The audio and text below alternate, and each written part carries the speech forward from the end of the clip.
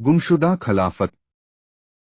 रात की खामोशी में काहिरा की प्राचीन लाइब्रेरी में युवा इतिहासकार जैद हुसैन एक पुरानी पांडुलिपि के पन्ने पलट रहा था। दीपक की मध्यम रोशनी में उसकी नजर एक ऐसे वाक्य पर टिक गई जिसने उसके इतिहास के ज्ञान को चुनौती दे दी। और वह खिलाफत जो समय की धूल में छिप गई, उसके वारिस अभी भी जीवित हैं। जैद का दिल तेजी से धड़क उठा। क्या यह सिर्फ एक पुरानी कहानी थी या किसी सच्चाई का खुलासा? उसने तुरंत अपने दोस्त उमर फारूक को बुलाया, जो पुरातत्व में निपुण था। उमर, तुम्हें यह देखना होगा, जैद ने उत्साहित स्वर में कहा। उमर ने पांडुलिपि पढ़ी और उसका चेहरा आश्चर्य से भर गया। अगर यह सच है तो हमें तुरंत इसकी जांच करनी चाहिए। यह इतिहास का एक अनोखा रहस्य हो सकता है। लेकिन जैसे ही वे लाइब्रेरी से बाहर निकले, एक छायादार आकृति ने उनकी बातचीत सुनी और तेजी से अंधेरे में गायब हो गई। जैद और उमर ने अपनी खोज शुरू की,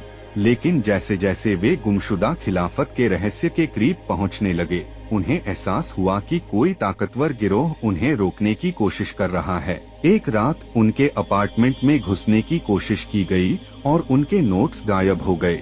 जैद ने उमर की ओर देखा। यह कोई आम ऐतिहासिक खोज नहीं है। कोई नहीं चाहता कि हम यह राज जानें। तो क्या हम रुक जाएं? उमर ने पूछा। जैद की आंखों में चमक थी।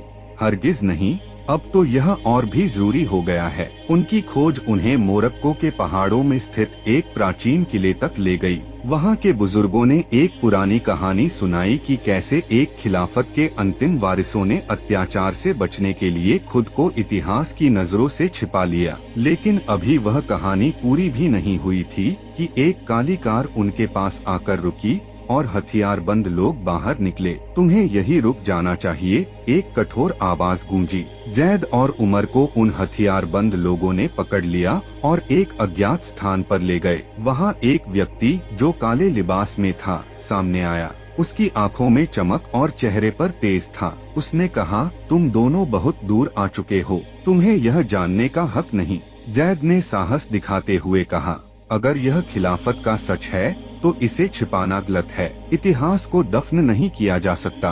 उस व्यक्ति ने एक गहरी सांस ली और कहा, तुम्हारी हिम्मत की कदर करता हूँ। मैं तुम्हें सच बताऊंगा, लेकिन यह जान लो कि यह राज दुनिया से छिपा ही रहे तो बेहतर है।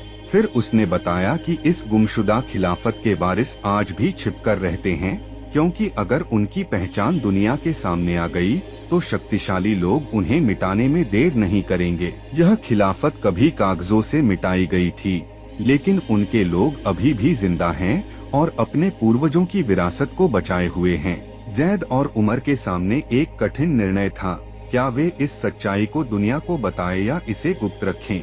जैद और उमर ने निर्णय लिया कि वे इस रहस्य को इतिहास की किताबों में नहीं बल्कि सही लोगों तक पहुंचाएंगे। उन्होंने उस गुप्त समुदाय के विश्वास को नहीं तोड़ा और अपनी किताब में सिर्फ संकेतों के रूप में यह सच लिखा। कुछ वर्षों बाद उनकी किताब दुनिया भर में प्रसिद्ध हुई, लेकिन कोई भी यह अंदाजा नहीं लगा सका कि उसमें लिखी कहानियां सच थीं या सिर्फ एक कल्पना। लेकिन जैद और उमर जानते थे कि कहीं न कहीं इतिहास का एक गुमशुदा अध्याय फिर से जीवित हो चुका है।